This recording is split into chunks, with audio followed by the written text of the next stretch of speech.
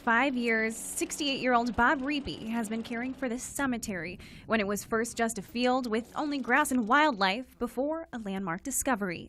This means that there's a male buried right here. With a coat hanger in hand, Bob used a technique called divining to find bodies who haven't been resting easy underneath this soil. I just couldn't believe it. I was almost ready to cry.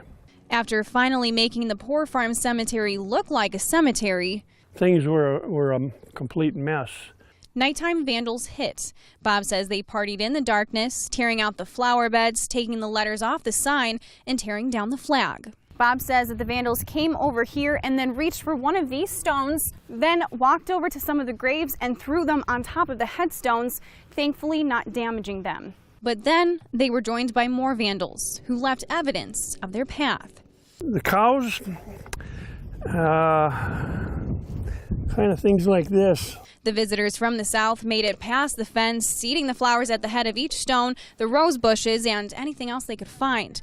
A week later now, Bob has nearly made this place look identical to what it was. They're not going to break me. I'm determined to get this thing all done. So he continues, next with the hope of putting a name or at least the correct number on each gravestone. In Fergus Falls, Angeline McCall, WDAY 6 News.